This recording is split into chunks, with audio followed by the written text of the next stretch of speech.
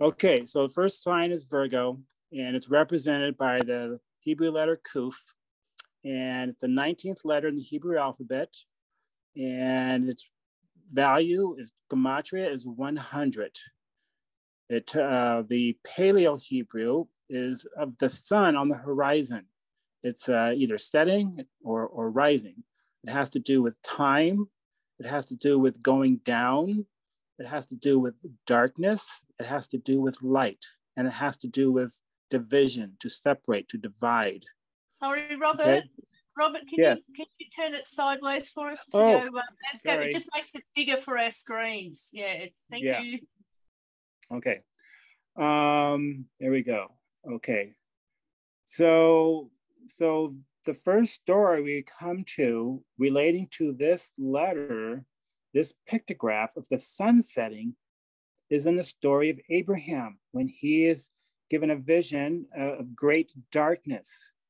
And he's shown that his seed would go down into a land not their own. They would go into this period of darkness, right? And afterwards, they would come out with great substance. And that's this letter, Kuf. It's the sun setting, it's the sun going down. It's this darkness, this period of darkness. And when the children of Israel went down into Egypt, they, of course, were in bondage. They were in darkness. And what's interesting is that Egypt is known as Kemet, the black land, from the annual inundation of the Nile that would leave behind this black soot afterwards. And so it was known as the Black Land. So that fits perfectly with this theme of darkness and how the Hebrews the seed of Abraham would go down into the Black Land. They would go down into darkness, right? It's going down. And he even gives a time. This letter refers to time. He talks about how they would, it would be 400 years, right? And so there's that element of time involved. Now, Abraham was given a promise that he would be given a child in his old age, him and Sarah. And of course, when they first heard that, they both laughed, both Abraham and Sarai, Abram, they laughed because they were already past that age, right? Well, it's interesting because the letter Kuf, actually the word Kuf in Hebrew means monkey. Well, what does a monkey have to do with anything, right? It's a monkey business going on here. Well, the more I thought about it, the more I realized, well, wait a minute. Monkeys are synonymous with laughter, with the way they laugh. And I thought, well, that's an interesting correlation because Abraham and Sarah did laugh. And how old was Abraham when the promised child was born? 100. There's the number 100 right there. Now, when Abraham was first called out of Ur of the Chaldees, right, the word came to him, get thee out, right? Get thee out. Separate yourself from your kindred, right? To get out, to separate. And of course, this corresponds to what a virgin means. It means to separate, right? To get out. And the gematria of that phrase in Hebrew, get thee out, is 100. So here's the starting point for this wheel. You have this story of Abraham who's called to get out, to get thee out of Babylon. He's called to come out of Babylon, right? Just like when we come to the end of time, the same message, come out of Babylon, get thee out, separate yourselves, right? Become pure, become a virgin, right? The 144,000 are not defiled, for they are virgins. Okay, that all applies here. All right, so going on, we have the number 19. So how is the number 19 going to relate to this story? So the Eve, Kavah, Adam's wife, right? Her name, her gematria for her name equals 19. And of course, the promise was given to her that the seed of a woman, the seed of the woman would crush the head of the serpent, the seed of the woman. And there you have it. There's the seed of this woman, right? And so it relates to Kavah, to Eve. But what's the first mention of a virgin in the Bible? The first mention question.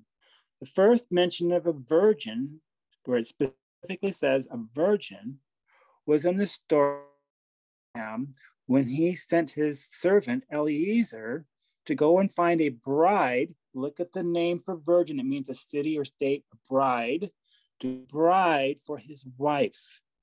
And Eliezer is this, which means help of God, help of Elohim, means it's an allegory for the Holy Spirit, who is our helper. The Ruach is our helper. And he goes to find a bride for Abraham's son, Isaac. Isaac is a messianic figure. And so Eliezer goes out to find a bride. And when he comes to the well, who comes to him? Rebecca, right? Who draws out water for him and his camels, right? That was the sign that he asked for. And so in this sign here, the first virgin then is Rebecca. Rebecca was the mother of Jacob, Yaakov, who became Israel. And so Rebecca, the first virgin in the Bible, is the mother of Israel. That's what this sign represents. The mother of Israel is the same woman in Revelation 12, has a crown of 12 stars. She is the mother of those 12 stars. She is the mother of Israel. She is a virgin, which represents Elohim's people all throughout Scripture. It represents Israel as a whole, and it represents the followers of Yeshua, who Paul says that I've espoused you to one husband, right? As a chaste virgin unto Messiah, right? You have the 144,000. They are virgins. You have the parable of the 10 virgins, the 5 wise virgins, right? All this terminology dealing with a virgin refers to Israel. Israel is that virgin. All right, so let's look at the number 19. So 19, as I've already alluded, Eve, Kavah, her gematria adds up to 19. Where else do we see the number 19? There were 19 kings of Israel. 19 kings of Israel, of the house of Israel. And of the lineage of David, there were also 19 kings. This sign is all about Israel. And those who come out, those who separate. That's the meaning of the Hebrew letter. The kuf, the sun going down, dividing, separating light from darkness. Where else? Naphtali is the corresponding sign of Bethula, and he was given 19 cities. He was given 19 cities. Look at his name now. His name means to wrestle, to overcome, to prevail. That is precisely the meaning of the name Israel. When Jacob wrestled with the angel, right? I will not let you go unless you bless me. And then the angel says, what is your name? And he says, Yaakov. Your name shall no longer be called Yaakov, but Israel. For as a prince, you have power with God and with men and have prevailed. You have overcome. He wrestled with the angel. That's synonymous with Elohim's people. It's those who wrestle, those who overcome, those who prevail, those who endure to the end. Blessed is he that overcometh, right? To him I will give a white stone. Blessed is he that overcometh. I will give a new name. Blessed is he that overcometh, right? The promise is to those who overcome. That is his people. That is Israel. And they are virgins. It's the 144,000. They are virgins. Those are his people. That is his bride. Where else? Now, this takes a lot more digging and thinking this through. So this sign, because of the sheaf of wheat, because of the time of the season, that the sun is in the sign Virgo, this is in the season of the harvest, of the wheat harvest, the second wheat harvest, I believe it is. And so this sign is known as the house of bread, because of the wheat, the house of bread, from which bread is made out of the wheat. And so here you have in the sign of a virgin, of whom the Messiah was to be born of a virgin. He was born in the astrological sign of Bethula, the house of bread, which translates to Bethlehem. Bethlehem means house of bread. So this is just too perfect. Now, this number 19 again. So it shows up in another way, dealing with bread. So when Yeshua was here, he fed the 5,000, and they took up 12 baskets of bread fragments. And then he fed another, what was it? 7,000, I think it was. And they took up 7 baskets of bread fragments. 12 baskets of bread fragments, 7. 12 plus 7, 19. Tying directly to this sign again that has to do with bread, right? That bread, a show bread in the sanctuary, represents the word of God. He was feeding his people with the word. His people is Israel. And so everything ties together just beautifully in this sign. Again, look at the month. The month is to search, to reflect, to repent, to become pure. Now, this sign, this month of Elul that corresponds to Bethula is the beginning of the 40 days of repentance leading up to Yom Kippur, to the Day of Atonement. It begins with Elul 1. It has to do with repentance. And again, this ties directly to Israel, to Bethula, a virgin. Those who separate from the world, come out from the world, and be separate. Those who repent, those who turn around, those who go in the opposite direction than they were going, right? This all ties together. They were to separate. To search, to reflect, to repent, to become pure holiness. So 40. So look at the glyph. So the glyph for this sign, again, is the letter M with the fish symbol attached. Okay, what's that about? Well, as I alluded earlier in our first segment, the letter M, I believe, corresponds to the Messiah. In Hebrew, it's Mashiach. It's the Messiah, right? And he is the Messiah of the fish. He is, right? He was a fisher of men. He told his disciples to follow him, make them fishers of men. He's coming for his fish. And so in Jeremiah 16:16, he says, I will call for many fishermen, and I shall fish for them out of all the places where they were scattered. And so he's fishing from. So there's that symbol of the fish. And the opposing sign, this is Bethula, this is Virgo. The opposing and relating sign that relates to that is the sign of Dagim. There's the fish again, the 2 fish. Here you have the 2 fish. So you have 2 fish there to move rapidly, to grow, to multiply, to become numerous.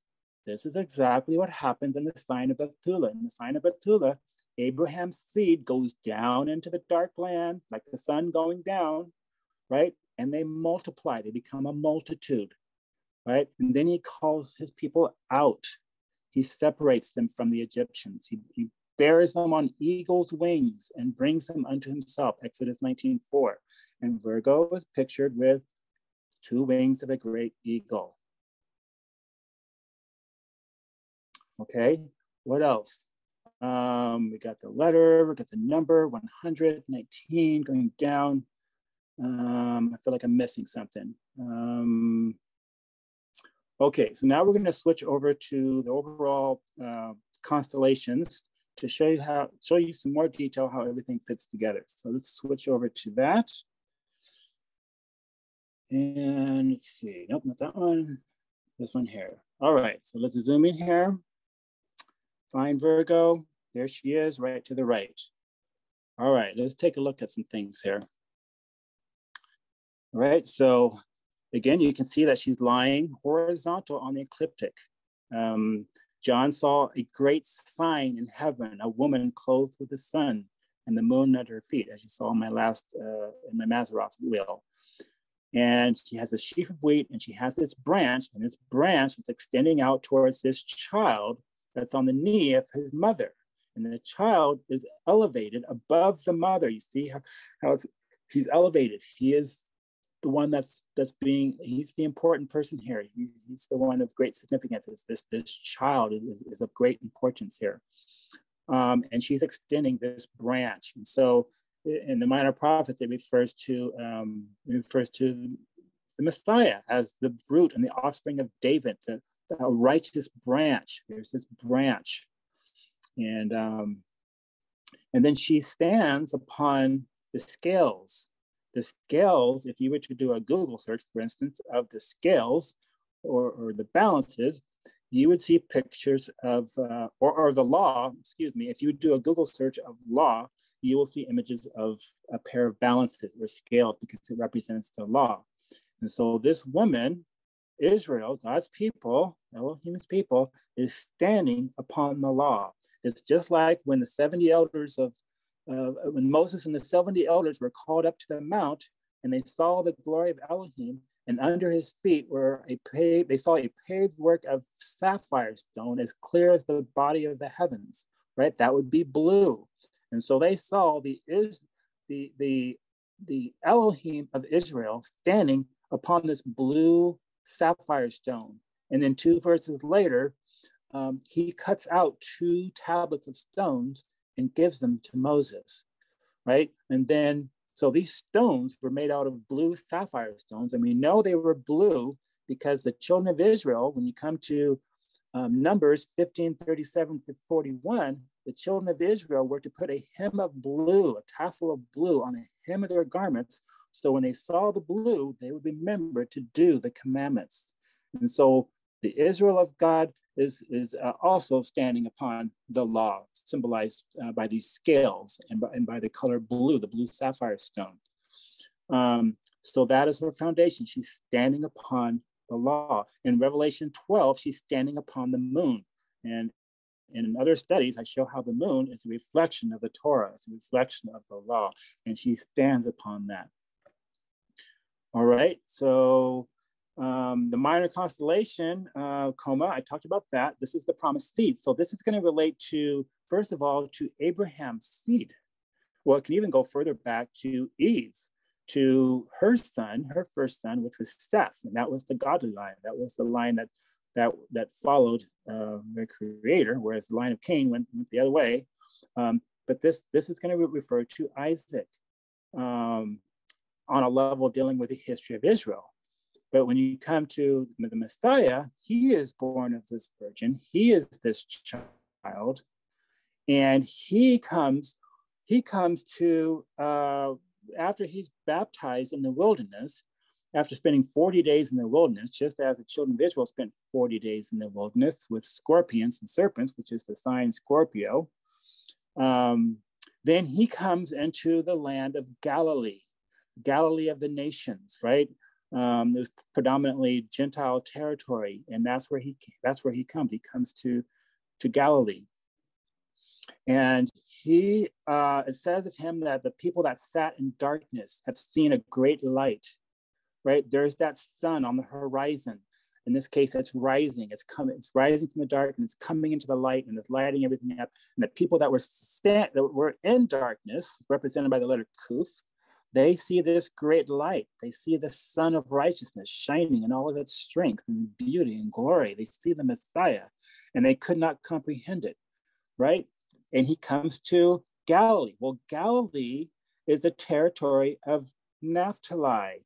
And as we saw back here, the corresponding tribe in Bethula is Naphtali. How perfect. And so he comes in the territory of Naphtali. Now, his father describes Naphtali, his son, as a deer let loose. He gives goodly words. And so we can see how we can apply that to the Messiah when he came to Galilee, to the territory of Naphtali and Zebulun, that he was as a deer that was let loose, right? He had been under his parents for 30 years. He's let loose as a deer. And as they said of him, never a man spake as this man spoke, right? And so he gave goodly words, right? He gave words of healing, he gave words of hope, and he confounded the wise men and the rabbis and teachers of the law, all of that. He came with goodly words. So he is represented all through this sign, as well as the children of Israel, the seed of Abraham. All right, so we also have the sign, not the sign, but within the sign of Virgo, you have Boaz. So Boaz, this is the herdsman. And in his right knee, his left knee, you see the bright star Arcturus. So when you go back and you read Job 38:32, it says, can you bring forth Mazzaroth in his seasons? Or can you guide Arcturus with his sons? Okay, now oftentimes when you look up that word Arcturus, it says the bear watcher or the bear driver or something about having to do with a bear. Well, that's not what it is. Arcturus is this herdsman, right? He has a staff and he has a scythe. He's a sickle in his hand, right? Bear in mind that this is in the sign of Virgo that relates to the wheat harvest. So he's coming to get a harvest here, right? And when he came, he told his disciples, look onto the fields, that they are ripe already for the harvest. Pray that the reapers would be sent into the harvest. Right? The harvest is great, but the reapers are few. And so he is the harvester, right here being represented. But it says in Job 38:32, can you guide Arcturus with his sons? Well, who are his sons? Right? So if this is the Messiah, if he's the herdman of the sheep, right? Elohim's people are referred to as sheep. Well, who is he leaving behind here? He's leaving behind Ursa Major, the great bear. But as I alluded earlier, bears do not have long uplifted tails like that, do they? They don't, and they never have. It's not a bear. This star right here, Dubhe. Dubhe means a fold, but they somewhere along the lines got it confused with the word dobe, which means bear. And so it's not a bear, it represents a fold. And it's very well known by its asterism of the 7 stars, the 3 stars in its tail, and the 4 stars that represents the sometimes it's called the plow. But there's 7 stars altogether. These represent the sons of Arcturus, the sons of Elohim. They are represented in the book of Revelation as the 7 stars, the angels of the 7 assemblies, the 7 stars. They're represented right here. These are the sons of Elohim. These are his sons. And in the parable, we're going to get back to the number 100 again. What does it say? That he left the 90 and 9. He's leaving the fold. He's coming to the earth. He's coming with a sickle in his hand to harvest, and he's coming for his bride, right? The son is as a bridegroom coming out of his chamber and rejoices as a strong man to run his race. So he's leaving and he's coming for his bride. He's leaving the 99 and he's coming after the one lost sheep, the 100th sheep. There's that number 100, right? And so that's who in Job 38:32. It's talking about this guy right here. It's talking about Arcturus, and it's talking about the sons that he is leaving. They're represented by Ursa Major. This is the greater fold. Then you have the lesser fold in Ursa Minor. And if we have time to get to this, we may not. So I'll talk about it here since we're right here on the sky map. These represent 2 different folds, greater and lesser. They both represent the sons of God, the sons of Elohim. However, Ursa Minor, they left. This group right here, notice how it's surrounded on 3 sides by the tail of Draco, the dragon, that great dragon called the devil and Satan, mentioned in Revelation 12, right? He is that dragon.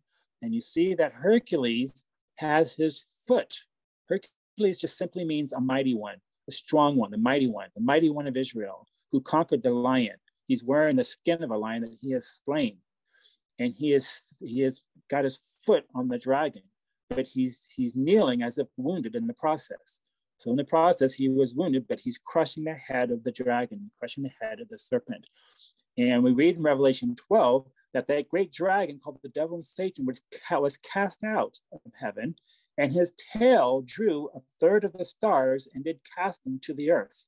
So here you have this dragon's tail wrapped around these stars, and it's pulling it down with them. It's falling away from the north. Now, the north is Al Raqaba, the polar star. That's the North Star. And Cepheus, the celestial king, the king of heaven, we all know who that is. He has his foot on that star, that North Star, showing again that this constellation, what it represents, has been subdued. It's been conquered. He has his foot on it. And this represents a third of the angels, who are referred to as stars, a third of the stars, and did cast them to the earth. And for further confirmation of this, look at the Hebrew. This is a Hebrew word. This bright star in Ursa Minor is kokab. Kokab is the word for star or stars in Hebrew. And so that tells you right there that the principal meaning of this constellation has to do with stars.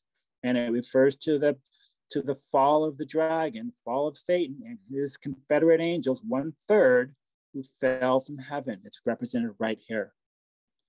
Now, it's interesting that this constellation, Ursa Minor, is 1/3 the size of Ursa Major. So there's two, there's exactly 1/3. I kind of put it side by side, and it's 1/3 of this fold. These are the ones who do and keep the commandments of God. They should be called great. And the ones who teach others not to keep them, and they shall be called least. So they are the lesser fold. They are the least. And those who do and keep his commandments, they are the greater fold, the greater sheepfold. And they are going to take the place of those who are being dragged out by Satan, by their leader. This one is coming in to take its place, to take their place. All right, so that's Virgo. Let's see. All right, let's go to the next sign. Oh, also bear mentioning again that this woman, she's given 2 wings of a great eagle that she might fly into the earth, right? And it talks about in Revelation 12 about this dragon that casts water out of its mouth after the woman to swallow her up. But the earth helps the woman, right? And swallows the flood up, right? And so she escapes and flies into the wilderness. This is imagery brought from the Exodus and the parting of the Red Sea. How the earth, the sea, helped. The earth helped the woman by swallowing up the Egyptians, right? And also Nathan and Korah and all those who rebelled against the priesthood. The earth swallowed them up. But this is what I want to point out here, though, is that there's a serpent, there's a water serpent that casts water after its mouth after the woman, and the earth helps the woman. So this is Hydra, and Hydra is a water serpent. So here you have this water serpent. She's leaving the woman, as it says in Revelation 12. It's moving on, and it goes off to make war with the remnant of her seed, which keep the commandments of God. Well, who's it going after? Let's take a look. Canis Minor. Who is Canis Minor? What's this little puppy dog doing in here? That stumped me for a long time. But this little puppy dog is right next to Pollux, one of the 2 twins here. Pollux has a club in his hand. I don't know if you can see that or not, but it has a club. And whereas Castor has a bow and arrow and a harp. A harp is used for the praise and worship of Yah, and the bow and the arrow represents the word of God, the word of Elohim. But this other guy, this other twin, he's kind of wild by nature, and he has a club in his hand. And that the first twins mentioned in the Bible were Jacob and Esau. Jacob was the one that was more pious, more devout, and Esau was the wild one, right? But eventually they came together, right? They came together after Jacob came back from his exile, and they came back and they hugged each other. And so they were united again, just as we see here. And so Gemini, we're getting ahead of ourselves, but Gemini represents this unification of the Jews and the Gentiles becoming as one man, as you read in Ephesians 2, I think it is, Ephesians 2, make one new man. And so this little puppy dog that's right in association with Pollux, who represents the Gentiles, this dog represents the Gentiles. You'll recall the story of the Samaritan and how, the Jews have nothing to do with the Samaritans. And this woman says, "True, Lord, but even the dogs eat the crumbs that fall from their master's table." And so the Jews looked at her as these Gentiles as dogs. And so that's the symbolism here of this dog. And it's close connection with the twin on the right here, as we're looking at it upside down. That's making this tie, this connection between the Gentiles here. And so it's the time of the Gentiles. The Gentiles at the end of time are the remnant of his seed that the dragon goes after. Those who are now united to Christ, those who who've been united with their believing Jewish brethren and those who are keeping the commandments of God. He's coming after those who are represented in this sign, and that's you and me. That's who he's coming after. All right. Now, one last thing about Virgo is, again, it says that the earth helped the woman and swallowed the flood that the dragon cast out of his mouth. It just so happens that Virgo is a earth sign. What do you know? Virgo is an earth sign, and the earth helps the woman. All right, that's a lot to take in, I know, but it's astonishing how much is packed into all these symbols here. I came across this when I was a little boy. I must have been about 10 years old, and I found an atlas of all these creatures and everything in the garage. And I saw this, like, what the heck is all this? You know, it just seemed so foreign and odd and strange and secret society stuff and that sort of thing. And that's kind of how I looked at it for many years until I finally came across the study of the stars and started looking at the symbolism and comparing it with what I read in the Bible and the book of Revelation and all throughout the early books of the Old Testament. It all started to come together. This is not strange at all, but it's no more stranger than the book of Revelation. So, which also has these composite beasts, right? There's composite beasts in the book of Revelation. You have a dragon that has 7 heads, and it's got a lion. It's got the feet of a bear and head of a lion, and teeth of iron teeth. Anyhow, the same thing is happening here in these signs. Basically, what we're looking at with these constellations is the book of Revelation. And the way you're going to understand it, it's the same way you're going to understand the book of Revelation. Revelation, 95% of it is drawn from imagery in the rest of the scriptures. And so you have to go to the rest of the scriptures and look up these beasts and these symbols to find what they're talking about. The same thing goes for these constellations. You got to go back in the Bible and look for these words. Look for a virgin, look for a crow, look for a water serpent, look for all these different symbols, an archer, for the scales, for a crown, for a dragon, for a mighty man, a mighty one. And you'll find that these all relate to the story of the children of Israel and of the Messiah and his great acts of redemption. They're all pictured in these signs, which back in the very beginning in Genesis 1, the stars were to be for signs. All right, so that's Virgo. And let's see, do we have time to go to another sign or where are we on time? Please do. I mean, we'd like to, I think if I'm speaking for everybody, I'd like to see what all these signs, I mean, nobody's explained it like this to me before. I second that. Yeah, are we all in consensus to keep going? Yeah. Yes. Love it. So long as you've got breath and you take a drink or a break if you need to. Yeah. All right. Let's just do a little editing here. Give me 1 minute, a couple minutes. I'll come back and we'll look at the next sign of Libra. All right. Thank you. All right. I'll be right back. Wow. Fascinating. And look, Libra's got Corona Borealis in it.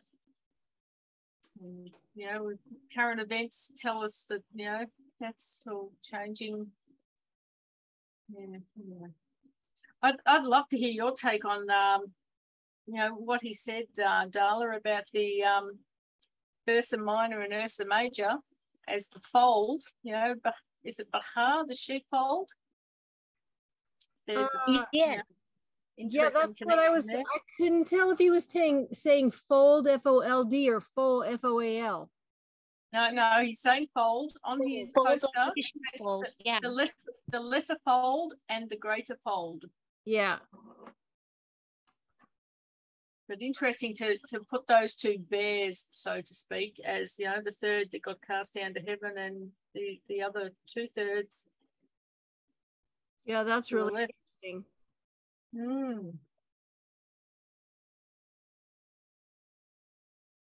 So that's not a fold of believers, but a fold of the Malachim. Yeah. And they literally are Malachim, the stars.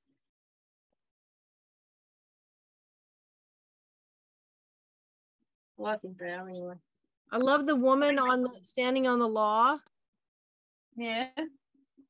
And then the Gentiles between the dog and the polyps with the with the club. Yeah. Canis Minor. Yeah. Pollux and Castor. I'm actually having a look at my telescope, you know, for astronomy. I've got my little wheel with the with the things on it I'm looking at as well. You know, I've never been able to understand. Like, you go out in the night sky and you look up and you go, look, you can pick out like half a dozen that are obvious, but everything else, like, unless you can draw these pictures in your head, like on my little wheel here, it's got like a dot to dot sort of pictures on it and some more names, and it's like, okay, you got to look at that. But this is so great, or larger an understanding of it all. It makes sense. Yeah, that's huge. That's huge to be able to look at the constellations and see what they mean, what they signify, especially with the deacons. Yeah. Yep. That's a load of word too. Any questions, comments, thoughts before you go on to the next sign? Lots and lots. We're talking about the lesser fold and the greater fold. Mm-hmm. And that was interesting that you saw the lesser fold as the fallen angels. Yeah, because the tail is wrapped around it, and its principal star. Its principal star means stars, the Kokab. Yeah. And with the foot of Cepheus on it, right? Anyone else you talk to about this, that's my take. And you go with what you think makes the most sense and what's most biblical and what have you. But most people, as far as I know, I'm the only one that makes this connection. Most everyone else would say, well, the Big Dipper to major, that represents the great multitude, and the minor one represents the 144,000, and that's where they go with that one. It's like, no, wait a minute. I remember what it said in Revelation 12 about the tail being wrapped around a third of the stars, and I see that it's 1/3 the size of the other fold, and I see that it's star means stars, and I see that Cepheus, the king, is stepping upon it. Well, how can that be the 144,000 if he's got his foot on it? That's a symbol of dominance, of victory, of conquering whatever's beneath you. Yeah. So it doesn't fit in my theology, my starology, whatever you want to call it. When you see the Big Dipper, then what does that up in the heavens? What does that represent?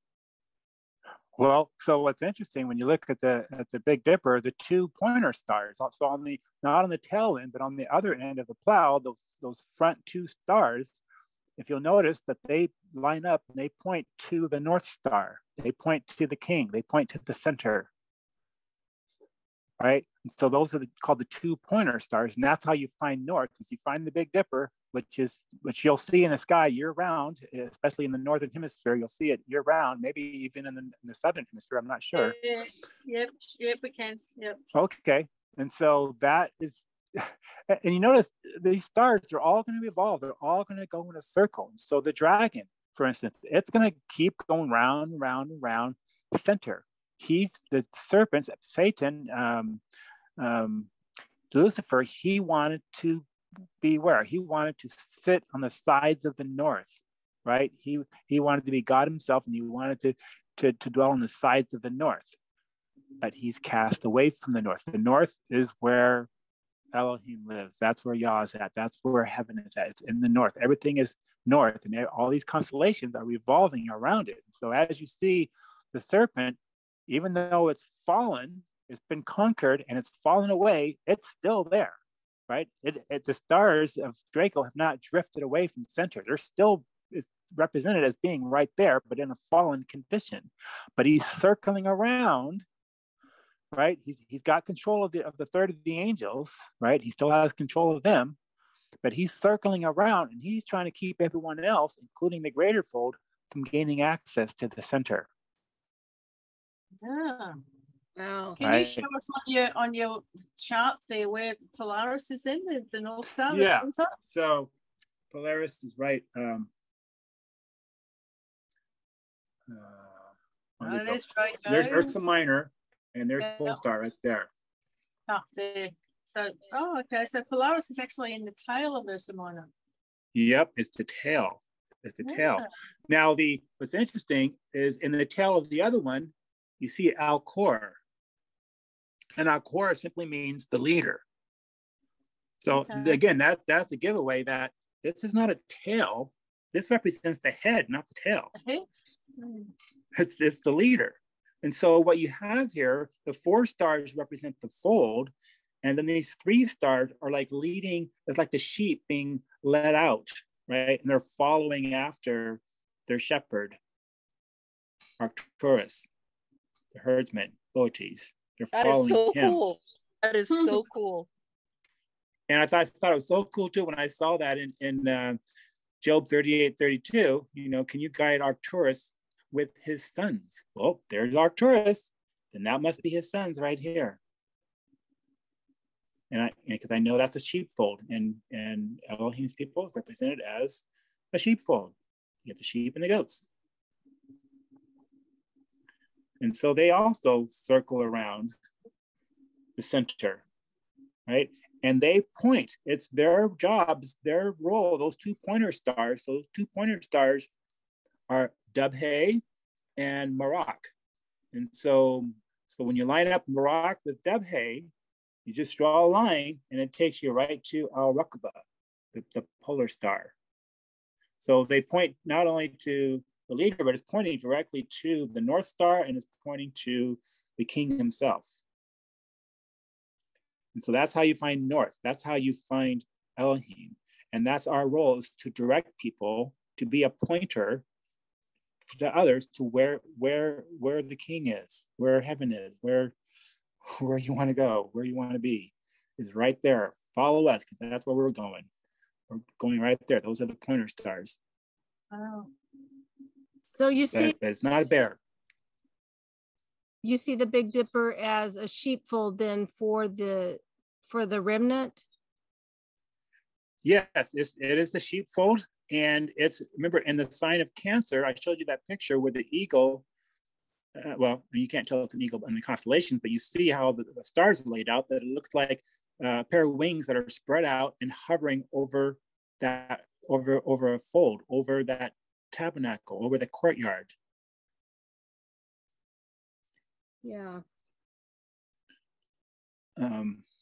Does it also represent, just because I've got a little bit of a mind block here. So we talked about Ursa Minor representing the third of the Malachim, that angels. Yeah. Does the Ursa Major, does that represent the 2/3 or no? The who? The 2/3 of the Malachim.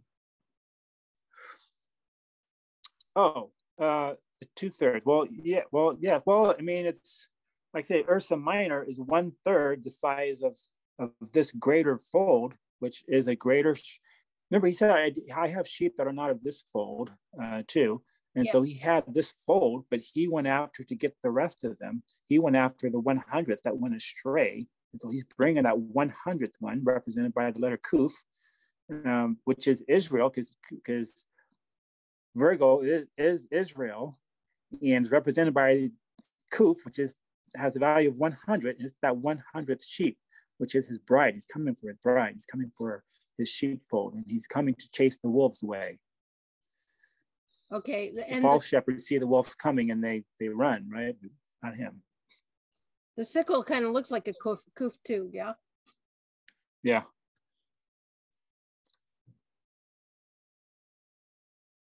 Yeah, so I'm kind of skipping around, but that's okay, because all these constellations are all interconnected. So even though we were in Virgo and we're looking at its minor constellations of Boetes and Coma and the child, but you see Arcturus, he's the leader of this other of this fold, which is over in Cancer. And Cancer again has everything to do with rest and with heaven. The corresponding Hebrew tribe for Cancer, which is Thummim, is Issachar. And two of the let's see, let me show you here. Let's go. Yeah, so there's Cancer, and it's represented by the tribe of what did I just say? You said Issachar. Issachar, thank you. Thank you.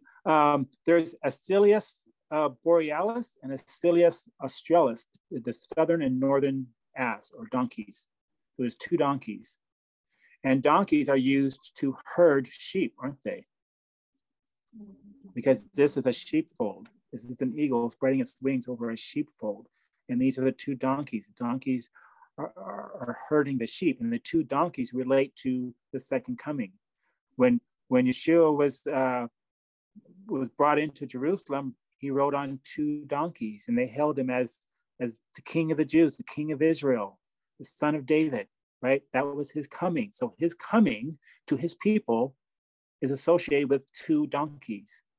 And just so after we get past the time of the Gentiles, now we come to Cancer, and we have these 2 donkeys, and it's an eagle, and it's God bearing his people on an eagle's wings and bringing them unto himself. And Issachar means wages. And we know that when he comes, he said his reward is with him to give to every man according as his work shall be, their wages.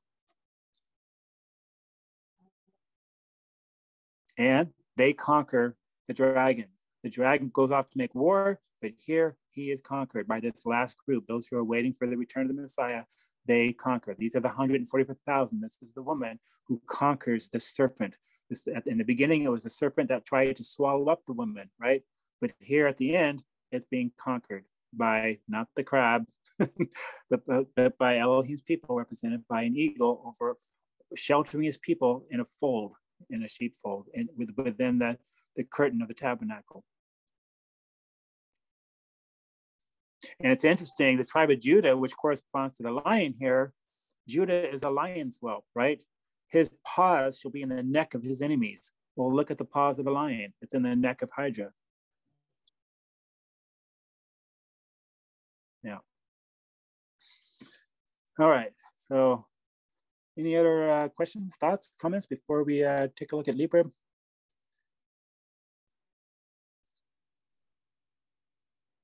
Let's go. No thoughts? No? Everything's good? Please continue. All right. Okay, I'll continue. All right, so now we're going to look at the scale. So let's go back to our wheel. All right, and let's take a look at the elements. So, okay, so we have the letter Hey, and it even looks like the scales, right? So it has the value of 5, and it is the 5th letter. So right away, what do? You think of the number 5 in scripture. Where do you see it? First of all, know where you are in the timeline of the history of Israel. In the sign of Virgo, Bethula, his seed grows into a multitude. And also Isaac, which was that seed, that he sowed in the land 100-fold. There's that number 100. So that's interesting. The virgin, to separate, when Yeshua was here, he separated the sheep from the goat. I know there's like a lot of details that I'm not remembering. I'm just going off the top of my head with everything I'm sharing right now. But if I got into my notes, I'd have even more to share, but this is enough for now. But this letter now, so now we're past this time of Bethula and his seed growing into a multitude. And 19 also corresponds to judgment, by the way. In the 19th chapter of Genesis is the judgment of Sodom and Gomorrah. And so there's a connection between that. Also, you want to take a look at Psalms 19. Also make that connection to this sign. It all starts here in Bethula. The stars, the beginning of the journey of the sun going around the circle of the zodiac begins in the sign of the woman. Remember, it's represented. Oh, I went the wrong direction. Hold on. Here we go. Okay, here we go. So the letter Hey, I forgot where I left off now. All right. So 19, that's what I was talking about, was 19. So judgment came on them. And it was at Genesis 19, it relates to judgment. And when you come to this, was there something else? I know there was something else. I guess I don't. It escapes me now. I got distracted. All right, so the letter Hey, now they come out of Egypt, they come out of darkness, right? They come into the light. They're being guided by a pillar of light, a pillar of cloud by day, and they're brought to Mount Sinai. God is bearing his people on eagle's wings. The woman's given the wings of an eagle. She flies into the wilderness, and he brings his bride, his soon-to-be bride, to himself to receive the Torah. And the Torah is comprised of 5 books. Here's the letter 5. I mean, the value of Hey is 5. Now, the pictograph is of a man with his hands raised up. And it means exactly what it means in English. Hey, hey, is to get someone's attention, right? Hands are lifted up, look over here. Hey, pay attention, right? This is important. Hey, that's the idea that's the thought here being carried by this sign. Is this letter Hey? It means to behold, to reveal something important. It also corresponds to breath and to the spirit, to life. Also grace. Remember, Romans 5 is a very well-known chapter on grace. It's Romans 5. It's all about grace. Here's number 5. So the law, the Torah came by Moses, and grace came by Yeshua HaMashiach. They both come together. They're not opposed to one another. They are joined together. Grace and truth. The law and grace. Now, when the children of Israel came out of Egypt, it says that they came out in ranks or divisions of 5. So there's that number 5 again. And they were given instructions for the building of the tabernacle, right? And almost every dimension, not all, but mostly almost every dimension is a multiple of 5 with the 60 pillars, right? And the 5 cubits of the altar and so forth. There's a lot of divisions, the 5 coverings. Let's see, 4 coverings on that. There was 5 pillars going into the holy place. There's a lot of 5s related to that. And now look at the Hebrew month. So the Hebrew month is Ethanim. Now there's another name, Tishri, for that, but this was an earlier usage or name for that month is Ethanim. And I like this because of what it means. Permanent brooks, enduring, hard. I could not think of a more descriptive word for the Torah, which were carved on tables of stone, not sand, but stone. They're permanent. And where did they receive the law? They received the law from Mount Sinai, which had a brook, a stream of water that descended the mountain, right? A brook. So there's that connection of a brook with the mountain and the giving of the law. And the law represents the water of life, right? It gives life. It doesn't take life, it gives life. It's life-giving. Enduring and hard, such as those stones. So that's a perfect correlation right there. And now look at the Hebrew name is most revealing. You would never get this by just looking up scales and whatever, but you look at the Hebrew name, it means balances. It means to weigh, to test, to prove, a yoke, and to hear. Hear, O Israel, right? Adonai, our Elohim, he is one, right? They were to hear. When they heard the giving of the law, right? They feared and they quaked. When Elohim got their attention, they right? They feared and they quaked, and they told Moses, you talk to him, right? We'll listen to you, but if we keep listening to him, we're all dead men. So, and he says that he told the people, don't be afraid, for he has come to prove you, to test you, that his fear may be in you. And that's the meaning of the balances. It means to weigh, to test, and to prove. And remember when they came into the wilderness and they didn't have anything to eat, and he rained down manna, right? And he proved them to see whether or not they would walk in his law or no, right? He proved them, he tested them, right? And there were some, such as Achan, who was weighed in the balances and found wanting, so to speak, and he was looking for manna on the 7th day, and there was none. Scales also means to yoke. It means to hear, to listen, to obey. It carries all those meanings, and that's all associated with this sign. Now, this sign corresponds to the opposing sign. What is the opposing sign? Let's look. It's Aries. It's the lamb. It's Tale, right? Meaning in the sense of covering, for protection. Now, this lamb, we know, was Yeshua. He was the Lamb of Elohim. And he was the shepherd of Israel. Look at the symbol, look at the letter. It's the letter Lamed, a shepherd's staff. And especially look at the Paleo Hebrew. It's a shepherd's staff, right?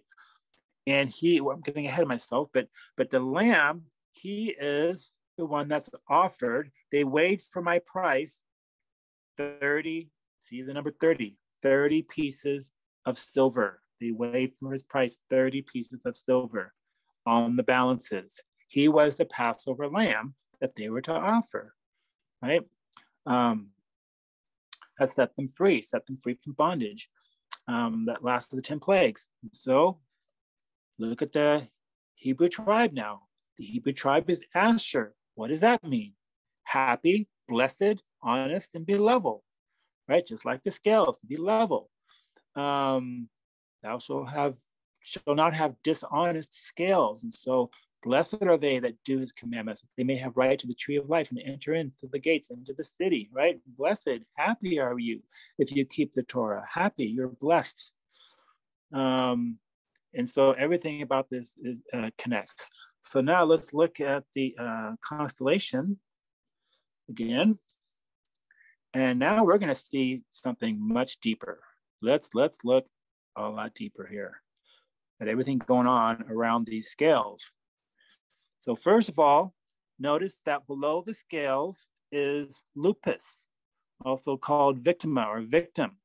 And there's some duality here. It can represent a wolf, and it can also represent a victim. I believe it's both. And so now in the scriptures, now we know that we're dealing with the Torah here. We're dealing with the law of Moses, right? And the expounders of the law were likened, the religious leaders, and as time went on, the Pharisees and the scribes and the teachers of the law and that sort of thing, they were false shepherds. They were wolves in sheep's clothing that were perverting the law. They were perverting it. And it was said of the good shepherd that he would come, I think it's in Ezekiel, he would come and he would shepherd his people and he would chase the wolves away. And here you see this man here. It's interesting because this is a centaurus, and it's a composite creature. Now, whether or not the original was a composite or not, I'm not against composite creatures because I know it's symbolism. And you have this in the book of Revelation too. But he is a centaur. And the centaur is it's one of the minor constellations of Virgo. However, notice that it's right over the Southern Cross, which those of you in the southern hemisphere can see this beautiful constellation. I wish I could see it. I've never seen it. But what's going on here? You have a cross, you have a centaur, which means 100. So there's that number 100 again. This is one of the minor constellations of Virgo, which was represented by the letter Kuf with a value of 100. And here you have this centaur, which means 100. And so when you go to the story of the crucifixion, what do we have at the cross? You have a centurion, which means he was a captain over 100 soldiers. So we know there's 100 soldiers at least there at the cross. That's one thing we know. And one of those soldiers took a spear and pierced the victim on the cross, didn't he? Look what we got here, piercing the victim. And it says that the centaur, when he saw that he gave up the ghost, right, and that he stood over and against the cross. That's what it says in the scriptures. And here's a centaur that's over and against the cross, right there. So there's some duality here. This can refer to Christ, who who died on the cross, and that was as a result of these scribes and these Pharisees and teachers of the law who were wolves in sheep's clothing, who were perverting the law. And look at the constellation Hydra. His tail, the mouth of the wolf is right in the direction and close nearby the tail of the water serpent, right? So in Isaiah 9:15, it says, the ancient and the honorable, he is the head, and the prophet that teaches lies, he is the tail. And so the tail represents lies, right? They were perverting the law. And Yeshua came, he would make the law honorable. And but these religious leaders, these teachers described it as wolves, were perverting the law. Now, while we talked about the serpent here with his tail representing lies, let's go back and look at the dragon again. So the dragon, with his tail, Revelation 12:4, with his tail, he drew a third of the stars of heaven, right, down to the earth. So it's not a literal dragon, and it's not a literal tail, but it's the symbolism here, right? So the symbolism of the dragon represents Satan, Lucifer, and he drew a third of the stars of the angels of heaven by his lies. It was by his lies that he deceived a third of the angels. What was that war about? What was he lying about? What was he rebelling about in heaven? Well, it's going to tell us right down here. So let's look at the serpent again. Here's the same serpent. And notice how it's reaching upward towards Corona Borealis. It wants that crown. It wants to rule, but it's being held fast by Ophiuchus, the serpent holder, right? And this is the same one who has his foot on the head of the scorpion, and it's about to get stung in its heel by the sting of the scorpion, the sting of death, right? And so in the process of conquering this crab, now the crab, there's 13 stars that mark the outline of the crab that's attacking, grasping hold of the scales. It wants nothing to do with the scales. It's not in love with the scales. It's actually rebelling against it. And the scorpion is a symbol of rebellion. So when the children of Israel were driven into the wilderness for 40 years, there were serpents and scorpions, right, that bit the people. And Moses was told to lift up a serpent. Here you have Ophiuchus lifting up a serpent. He was told to lift up a serpent and put it on a pole that all who saw it would be healed, right, from the sting of the serpents that bit them. And so here he is holding up this serpent. And this represents Christ. It represents the Messiah. I will contend with him who contends with you, and I will save your children. He is contending with the serpent. And the serpent wants this crown, but it can't get to it. It can't get to it. It's being held back by Ophiuchus. And Ophiuchus is the promised seed of back in the garden that would crush the head of the serpent. And here you have him being represented by a crab. Now the crab in the heavens has an outline of 13 stars. That's interesting because the number 13, one more than 12, represents rebellion. The first time you come across the number 13 in the Bible, I think it's in Genesis 9:14 or somewhere around there. Could be wrong, but somewhere around there. There were 5 kings who served the king of Elam, and in the 13th year, they rebelled. And so here you have the law first mentioned, the first mention of the number 13 tied to the meaning of rebellion. And then again in Ezekiel, Adonai tells Ezekiel, I know that you dwell among, referring to the religious leaders in Israel. He says, I know that you dwell among scorpions. He's referring to the religious leaders as scorpions, those who rebel. What are they rebelling against? They're rebelling against the Torah. They're corrupting and perverting the Torah, right? They're rebelling against the king of Israel.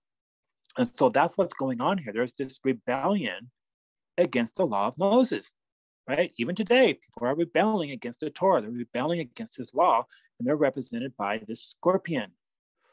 And so this tells us that the war in heaven has to do with rebellion against the law. The angels, that Lucifer evidently was inferring that, we're angels. We don't need any laws. We're free. We're they're like that actor in the Ten Commandments. We don't need the law. We're free. And he says, there is no freedom without the law. Those who live without the law shall die without the law, or something like that.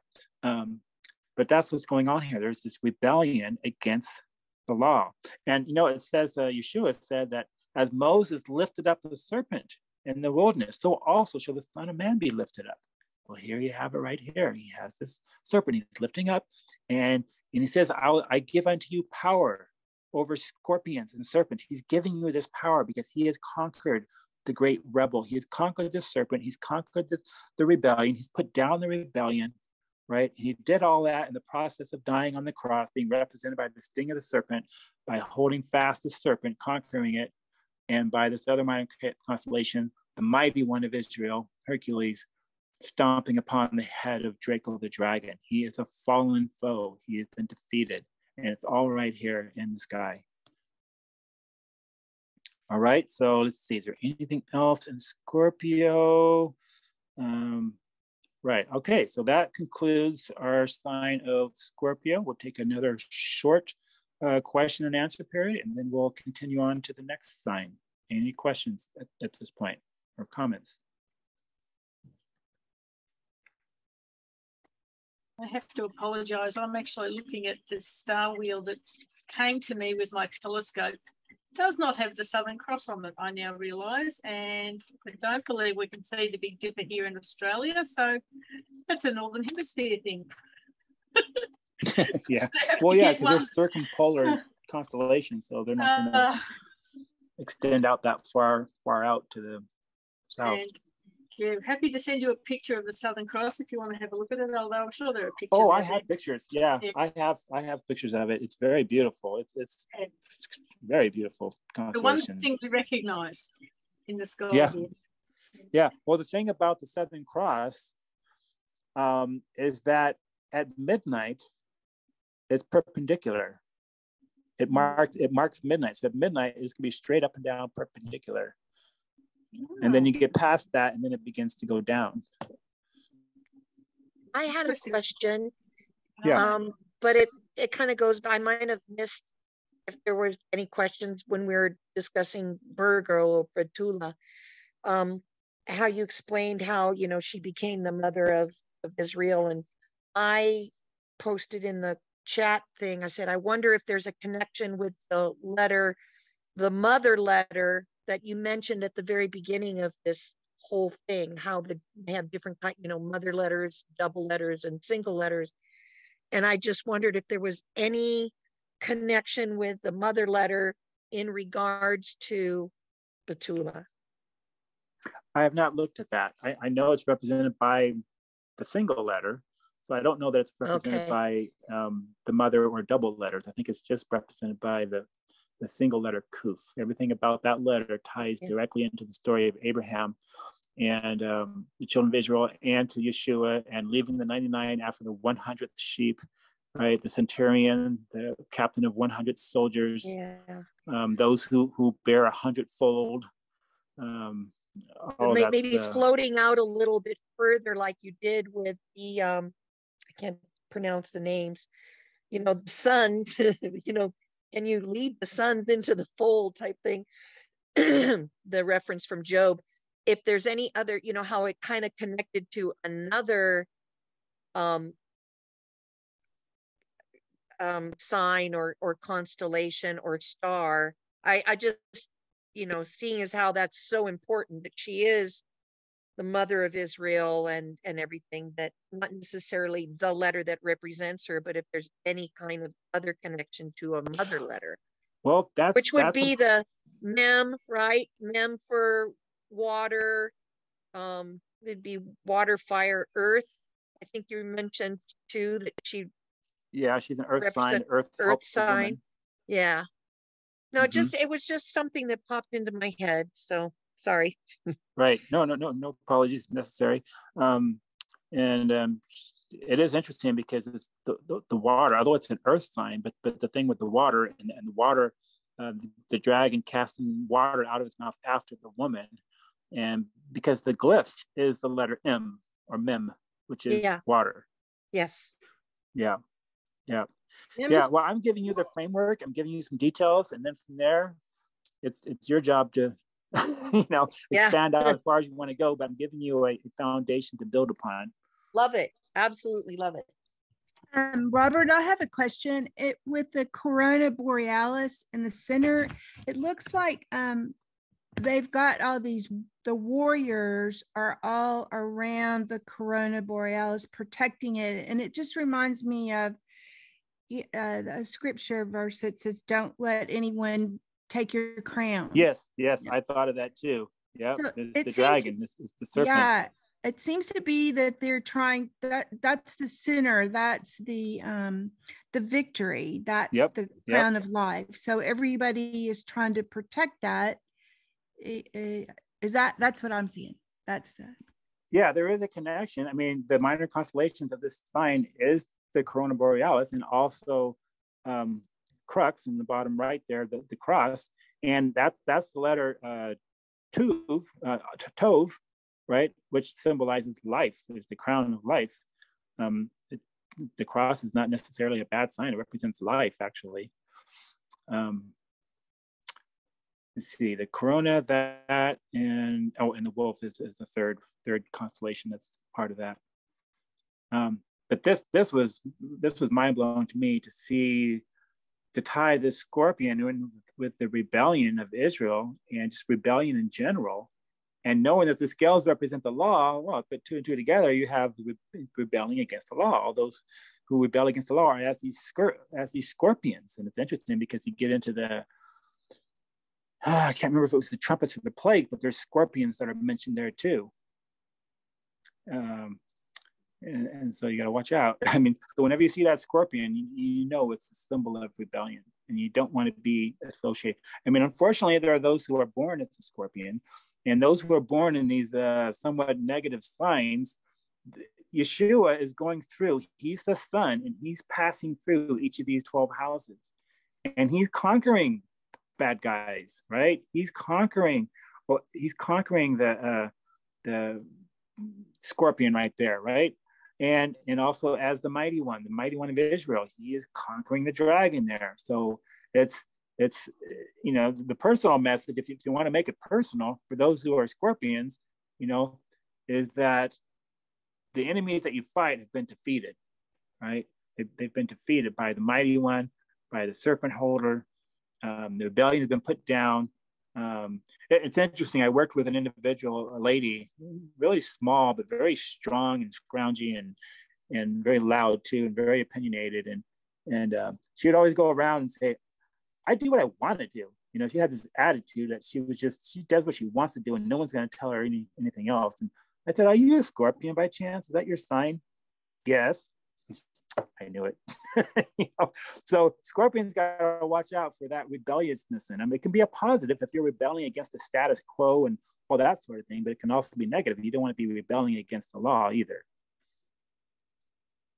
right? And the message to those in Virgo is to be pure, to separate yourself. So these are the promises that I put in my book. At the end of each sign, I make it personal. And this is a great way to reach those who are in astrology. I've never met a person yet who's into astrology and all that kind of stuff, who, all of them have been very interested in my study. So this is a bridge to reach people that they may not be reached by Bible thumping or anything else, but if you tie these things to a story, and especially as it relates to the sign that they were born under, that's special to them. They listen, they're interested. That's, it's a seed that you can plant. But yeah, so the message to Virgo is to be pure, to come out, to be separate, that you are the bride, right?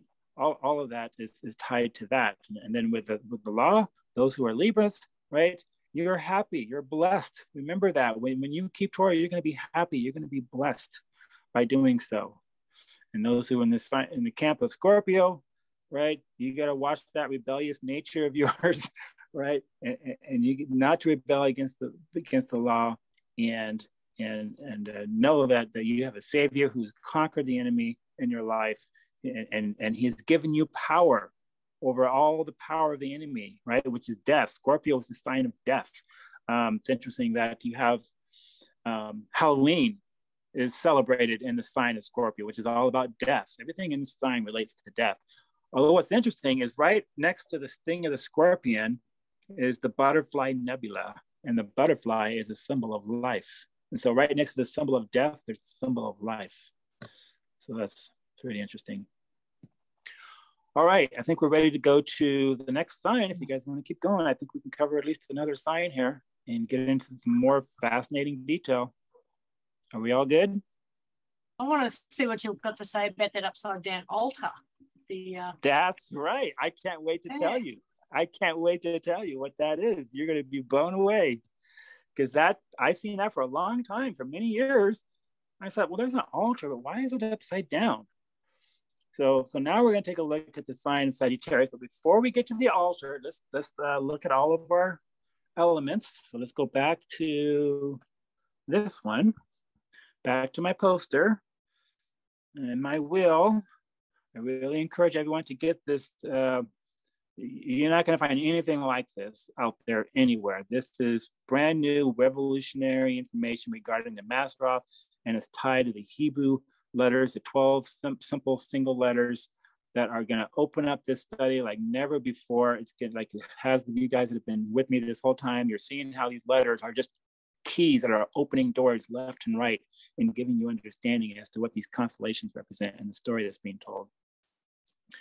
So www.mazzaroth.com, or .info. That's where you'll find this. And I have a lot more detail in my on my webpage under signs, under the signs tab. You can go there and you can read a lot more than what I'm sharing right here and see some more connections that I've made. All right, so let's look at our next sign. So let's follow the timeline now of the children of Israel. So a quick recap. We have the children of Israel represented by this woman, a virgin, Abraham, who was called to get thee out.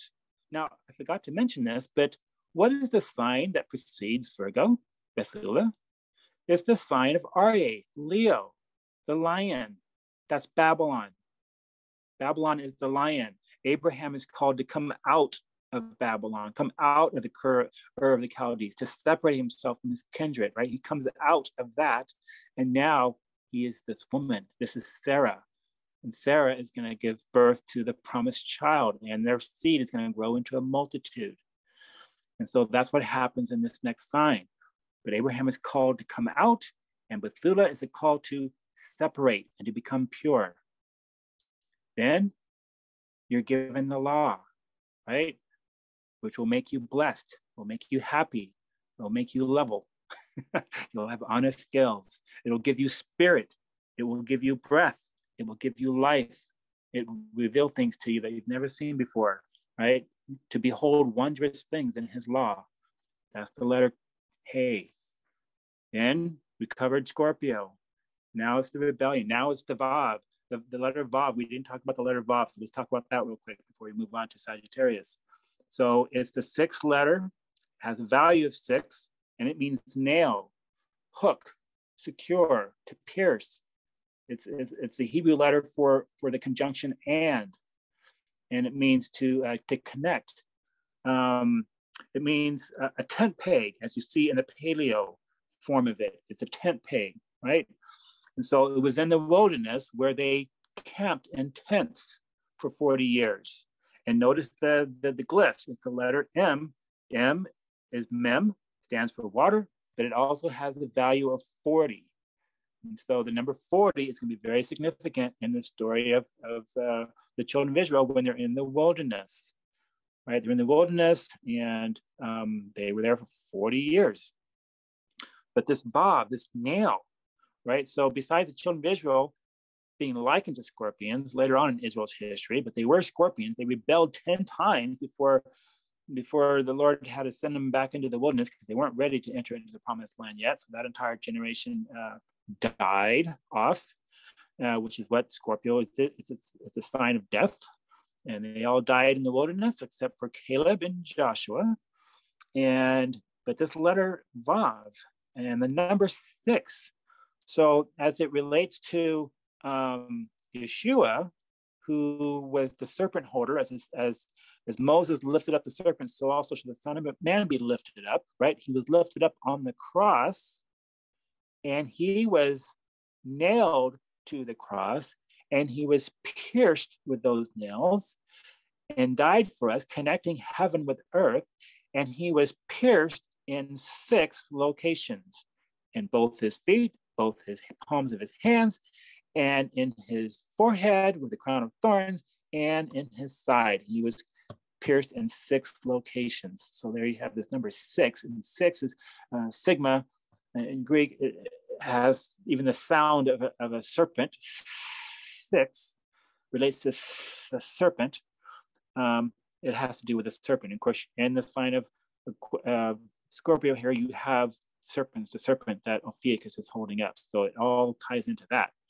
So now we come to the next major milestone in the history of Israel. So they spent their 40 years in the wilderness. That generation all died off except for Caleb and Joshua. Even Moses was not able to enter into the land because he struck the rock twice instead of speaking to it.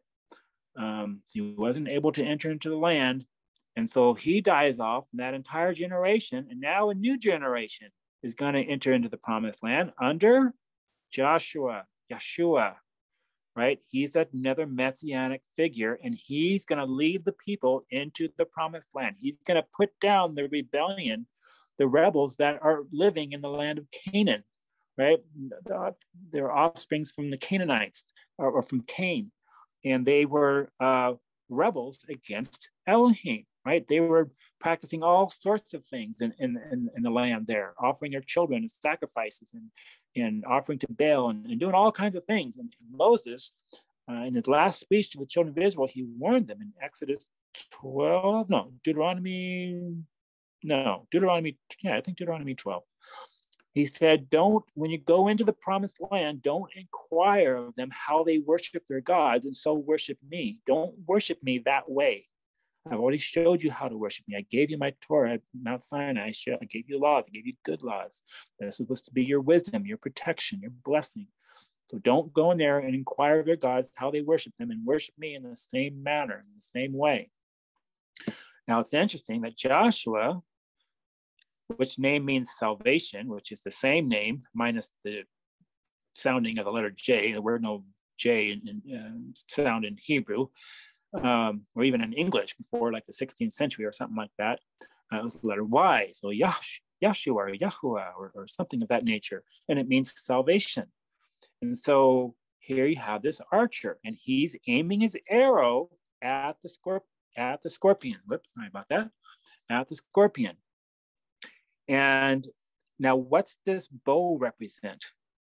So Habakkuk 3:8, I think it is, talks about how thy bow was made quite naked according to the oaths of thy tribes, even thy word. And so the bow represents the word of Elohim.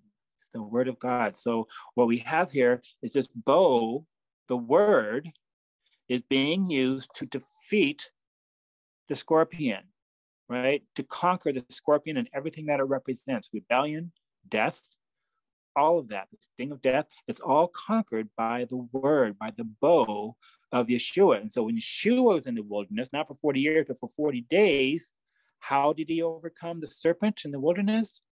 It is written, it is written, it is written. He used the bow, he used the sharp arrows to defeat the rebel, Satan himself, in the wilderness, right? So that's the symbolism there. But as it relates to this next phase in Israel's history, it's going to relate to Joshua, who was from the tribe of Ephraim, whose father was Joseph. And of Joseph, his father said that his bow abode in strength. And so there you have the connection between the bow and Joshua.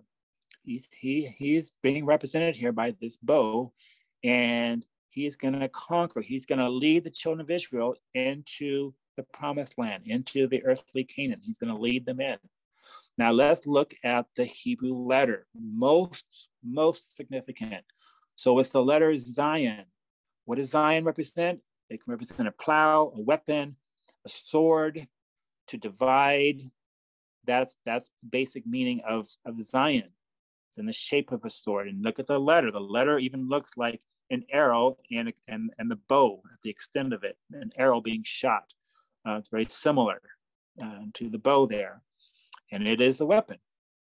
So this weapon, this sharp sword, this sharp knife, how is that going to connect to the story of the children of Israel in this next phase in their history of entering into the promised land, of conquering the Canaanites, right? Look at the Hebrew tribe. The Hebrew tribe is Gad, a troop to attack, to invade, to overcome, right? So that directly relates to the children of Israel. The first time around, they disobeyed, they saw the giants, they got scared, they ran away, and they were overcome. But now they are going to overcome at last. And so they're going to attack, they're going to invade, and they're going to overcome. And that is the message to each one of us. We are this represented by this archer. We are the archer. What is our arrows? It's the word of Elohim. It's the word of God. We use our arrows. We use his word to defeat all the power of the enemy, represented by the scorpion. And with that, we attack. We invade his kingdom. We overcome him with the bow. That's what's being represented here. Now, the Hebrew name is Keshet, which means bow, also means rainbow, which relates to a promise. When he gave the rainbow to Noah, right, it was the promise that he would never again flood the world. And so the rainbow correlates to a promise that was given. And here the children of Israel are going to enter the promised land. Okay, now let's take a closer look. Well, first of all, the month Kislev. So Kislev means confidence, hope, trust, courage, security, right? So Joshua was told to be strong, be courageous, right? I am with you. I'm gonna deliver them unto your hands, right? The Canaanites, don't be afraid, right? Be strong and very courageous. And that corresponds perfectly with the meaning of Kislev that relates to the sign of Keshet, to Sagittarius. But now let's look at how much information this little letter, Zion, is going to give us. So we already know that it represents a sword or a weapon, and it's going to divide. It has a meaning of to divide. But the number is represented as 7. And so how is the number 7 going to relate to this story? And the sword, the sharp instrument, how is it going to relate? So when they were getting ready to go into the land, the first thing that Joshua saw was a man with his sword drawn. And he said, are you for us? Or are you for our enemies? He says, nay, but as captain of the host of Adonai, I have come, right? And so right off the bat, we see this sword. That's the beginning of the story, is this sword. And then this number 7, right? And so this number 7, the children of Israel were to take 7, they were to gather 7 priests, right? With 7 trumpets, and they were to march around the city of Jericho 7 times. And on the 7th day, they were to shout. And they shouted, and the walls came down, right? And so here you see the significance of the number, the value of 7. It all relates to Joshua leading his people into the promised land and giving them rest. The number 7, of course, relates to rest. It relates to Shabbat. It relates to the rest. And so this is this rest that he gives them as they go into the promised land. And how many nations did they overthrow in the land of Canaan? 7. And so this number is just very, very significant. And without this number, I mean, you're just kind of guessing here. I mean, you can guess a few things, right? But when you have this number and this letter, it really gets you on track to where you are in the timeline and the story that it relates to regarding the children of Israel. And so that's Sagittarius. So now that we've looked at all the elements, let's look at the constellations and the minor constellations and see even more to the story than meets the eye. So let's go back to our previous slide and let's find our archer. Here it is at the bottom. All right, so one of the minor constellations of Sagittarius, of Keshet, is Ara, and it's an altar that's is turned upside down. And we're going to get to that in a second. Another constellation is Aquila. Let's see, do I got that right? No, that belongs to Capricorn. So you have Ara, the altar. You have Lyra, the harp, right there. And you have another one. Where was that? I'm trying to remember. Oh, yeah. So you have Lyra, Ara, and, well, it escapes me right now which one it is. Anyhow, so let's take a look at this altar. So it's positioned right between the archer and the sting of the scorpion, representing death, right? The sting of death. But why is it upside down? Well, very simple. Moses or Joshua was instructed that when they went into the promised land, they were to throw down their altars. They were to throw down these pagan altars with all their sacrificial offerings and all that. They were to cast them down. They were to throw them down. And so here you have a picture of this altar being thrown down exactly as Joshua and the children of Israel were instructed to do. That's what's happening right there. Now, what's really fascinating here, let's look at this sign as it relates to the Messiah, right? So he used the word, he used the bow to conquer the enemy, to conquer Satan and the great rebel, the scorpion there. And so just as Joshua conquered and led, that's the other minor constellation of Sagittarius, most significant. It's Draco, way over here. Draco is actually part of, it's one of the minor constellations of Sagittarius. And so this using of the bow is defeating the scorpion, who is being crushed by the head of Ophiuchus, who's holding serpents to serpent, and also relates to Draco the dragon, who is falling, he's being cast out. And so what we have here is not only did Joshua, he led the children of Israel, he put down the rebellion, he drove out those inhabitants, and the children of Israel took their place. Same thing happens in the heavenly, celestial, the heavenly Canaan. There was a war in heaven. Michael and his angels fought, and the dragon fought and his angels and prevailed not. Neither was their place found anymore, right? And that great dragon called the devil and Satan, he was cast out, and a third of his angels were cast out with him. And so just as these angels that rebelled against the law, that's what the rebellion was all about. So as it was in the story of Joshua, he drove out its inhabitants, and the children of Israel took their place. So also there was a war in the heavenly Canaan, and the rebels against God's law were driven out, and we will take their place. The same story is going on. It's this duality again. So that's what's going on in Sagittarius. Of course, when the dragon was cast out from heaven, right, there was great rejoicing. There was happiness and joyfulness.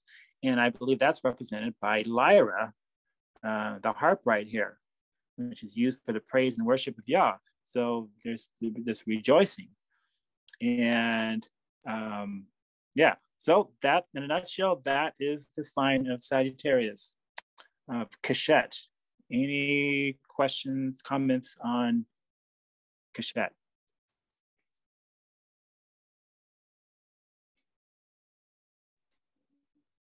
Does the What eye is that? all come in there? Sorry. Or just the bow of the archer? Yeah, right there. Did all that make sense? Did you see it all come together? You see the significance of that altar being thrown down? Yeah, I was just wondering if the idea of the rainbow came in. That part may not have come across. Well, the rainbow was in the, that was the promise. So the rainbow, the promise was the promised land. Got it. Okay, thank you. Yeah, yep. The rainbow of promise. They entered into the promised land.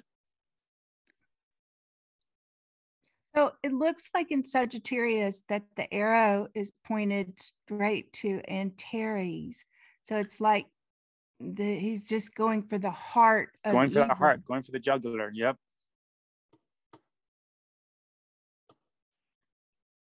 Yep. Pretty close. It's directly aimed. I mean, how many Sagittarians even know what they're aiming their arrow at? They have no idea. You know? And how few actually see these constellations laid out together like this, where they can see what's the play and interplay of all these constellations. Pretty fascinating. And just as a reminder, I'm going to have this available in a large format like this by the end of the month. You will be able to get that on my website. Any other thoughts, questions, comments? Did I explain it well enough? I hate to be the one that keeps with the questions, but with the altar and the flames going down, we know that on the altar, the prayers of the people rise. Is there any kind of correlation between the defeat by Joshua and then that being upside down and the prayers of the people? Oh, you're talking about like in the book of Revelation, where the altar is thrown down. So that there is actually a censer that's being cast down. The censer of the altar of incense. Okay, gotcha. Yeah, different altar. Okay. Mm-hmm. Robert, you ended up mentioning Habakkuk 3:9. Can you explain that a little bit more? Yeah, I talked about the. Let me get it in my Bible here. So Habakkuk 3:9.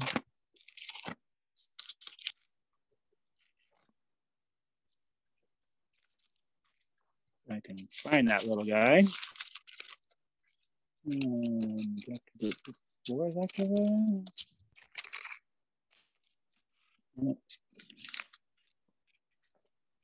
There we go. Okay, Habakkuk 3:9.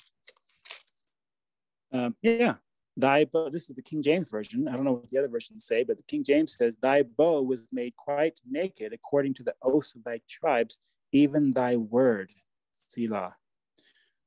And so here it's saying that the bow represents the word, right? To sin is an archery term. So everything related to the bow and the arrow is going to correspond to the Torah. It's going to correspond to the word. Thy bow was made. Now the phrase "thy bow was made quite naked." I don't know. I think I need a better translation to see what exactly is talking about there in the larger context of this. But what I got out of it was just making that connection between the bow and the word. Thy bow, even thy word. So it's correlating the two together. I can read it in the Hallelujah scriptures. It says, "You uncover your bow, the oaths of the rod of your word, Selah." Oh, the oaths of the rod of your word. So yeah, there again, make that connection. Yep. Thank you.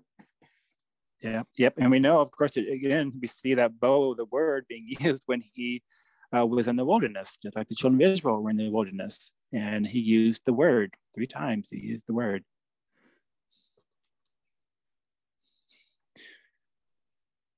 Okay. Anything else? Let's see. How are we doing on time? Oh, it's already after 5. Yeah, we covered 4 signs, so we've gone a third of the way. Maybe that's a good stopping point. We've gone a third of the way. Yeah. And we'll have to do like maybe 2 more sessions to get through all 12. Do another 4 next time, maybe. Yeah, that sounds great. Is there any time that you have that you could come back? Would this time next Friday work? Yeah, as far as I know. Yeah, okay. We could do that. That'll give me more time to maybe get a few more slides together. I'm sorry I don't have more slides. I mean, eventually I'm going to have a lot of slides to go together with all this, like I did for the introduction. But the introduction was 40 slides, and I got 12 signs. So you can imagine how many slides I'll need to put together for 12 signs and all the details of everything. So that's what I'm working on right now. Well, this has been fascinating. Thank you so much. I thought that it would be. I've been studying this for 10 years. I've had to go back and forth, and I had to regroup and I had to start over that one time. And then I just got one revelation after another, and it got to me to the point where I'm at now, where finally, like, everything is coming together. But it took a lot of patience and a lot of time to unravel it all. You know, Greatly appreciate it. It seems to be a time of restoration and moving forward with truth, and it's just, we really appreciate it. Really enjoyed it. Thank you. It's the restoration, of all things, and Yes. this is included in all things. This is Robert, the days of Elijah. You can feel that you still are so excited and so, into this, that obviously the Father gave you this gift to share with us and with the world. Let me switch back to my, here we go. Yeah, well, that's how I feel. And right now, it was about 3 weeks ago, I lost my job, and somehow the Father has kept me going to where I haven't had to go back to work. I really want to do this full time. I mean, this is my passion. Like I said, I've been studying for 10 years. I'm still very passionate about it because I still continue to learn new things every time I take a look at this and keep adding more pieces of the puzzle together. And it's just really exciting for me to share the story and to get rid of all the chaff, the tears, and show people that there's a really beautiful, awesome story that's told here. And there's a lot of encouragement. And this was all written in the stars, even before anything else. So I don't know. I love it. I want to do it full time. I'm trying to get some support and some, get my posters out there, and this new one that's coming out. Hopefully that'll go well. But the last 3 months, everything has been doubling in sales of the posters. And so that's encouraging. And someone sent me a sizable donation a few days ago, and that's kept me at home instead of having to look for another job and keep doing my writing, because this is what I really want to do. There's so much I need to write, and so much other charts I want to put together, and it takes time. It takes a lot of time to do all this and to think it all out and to write the words and to make it flow and all of that. And so I just want to do this full time. And then my other passion is in Pakistan. There's like a waiting list of over 700 people that are waiting for a Bible, and I've already distributed like probably 700 already or more, but they keep coming.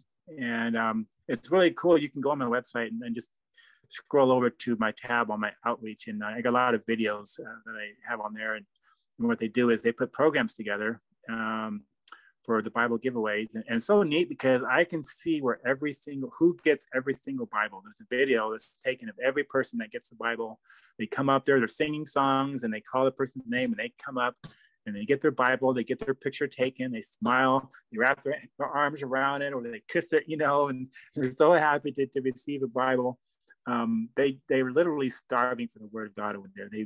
They would rather have that than food. I mean, they are more desperate for the word than they are for the very food to survive on. They're very poor, but I have a contact there, and he has a man that's there locally who gets the Bibles from South Korea. They can't print them in Pakistan, but he gets them from South Korea, and they're like $7 each, and that's like a full Bible.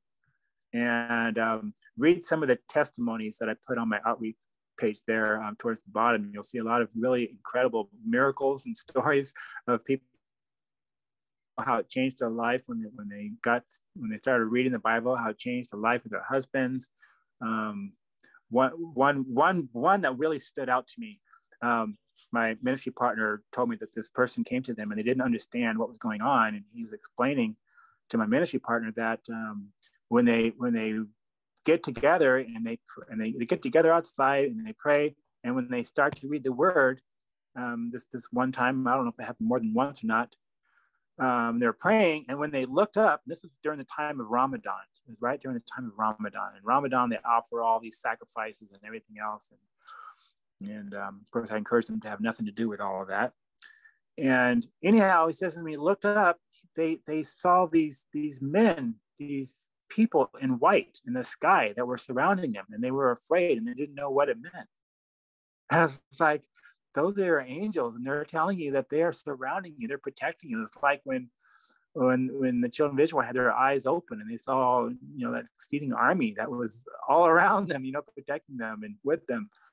And so they saw this vision of these angels that were all around them up in the sky. Pretty amazing. Some really cool stories. So that's my passion too. I really want to. I use my tithes, and all my tithe goes towards Bibles. So that's what I use that for. But I'm just one person. I need a few other people to help because they keep coming. They'll come from like an hour, 2-3 hours away, and they'll come to the house of my ministry partner, and they'll want Bibles. We heard such and such, they got a Bible. We want a Bible. Can you give us a Bible too? And it's really going to change our lives, and it's going to change the lives of our husbands. And they, they beat us and they drink, but we really believe this will change their lives. And it is changing their lives. So that's my passion. That's what I told the Lord the other day. It's like, just please let me do this full time and do this ministry and get a Bible to everyone that wants the Bible. This is what I want to do. This is what I'm getting older. I'm 61, believe it or not. And I just feel like I don't want to do just menial jobs. I don't want to just go back to being a house painter. That's not my calling, It pays the bills, but this is what I really want to do. And so far this month, the Lord has been blessing me. So I feel like you said, like he's given me this to do. And I feel like this is what I'm supposed to do. So it's what I'm dedicating myself to, and what I've dedicated myself to the last 10 years. I could have stopped a long time ago, especially after I found out that the star names were not right. I was like, oh no, all that would work. I got to start all over again.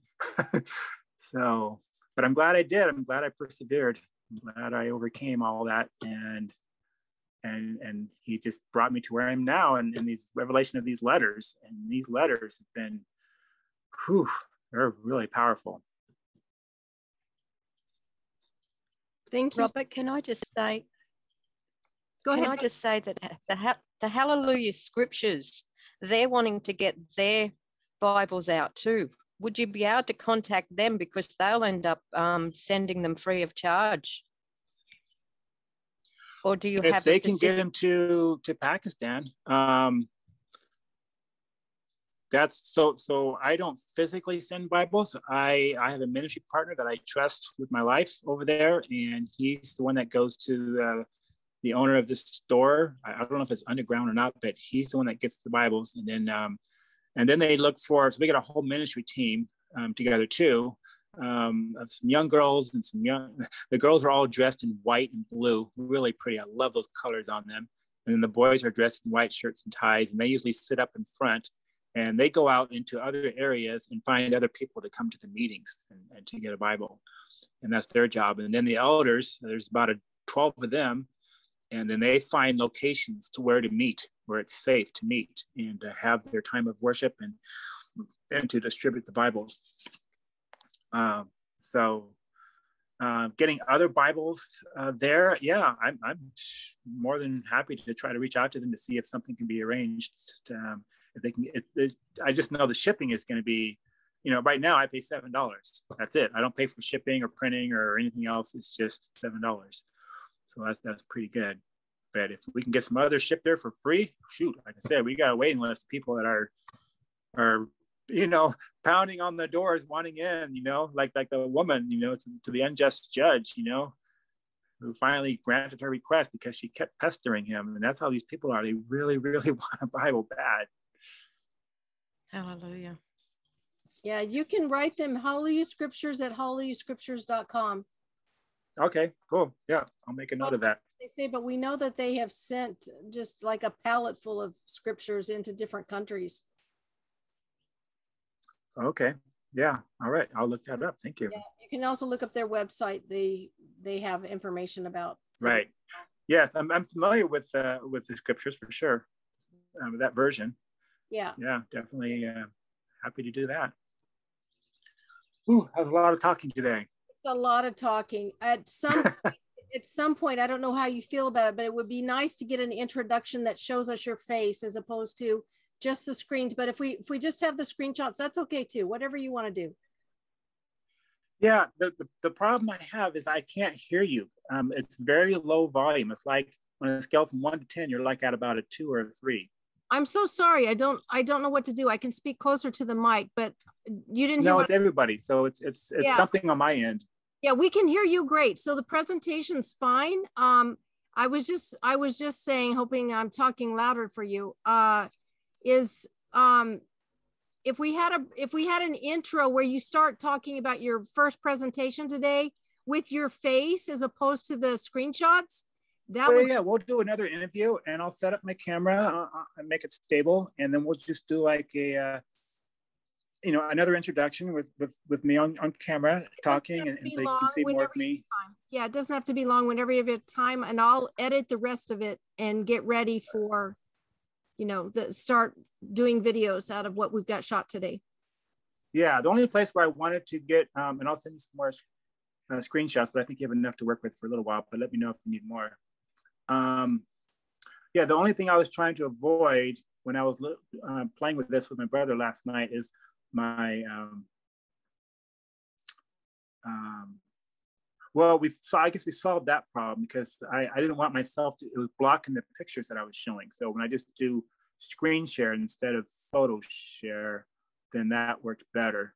But but my other problem is I got to figure out the volume because I have to have you close to me, and then I'm going like this, and that doesn't look good on camera either, so I can hear you.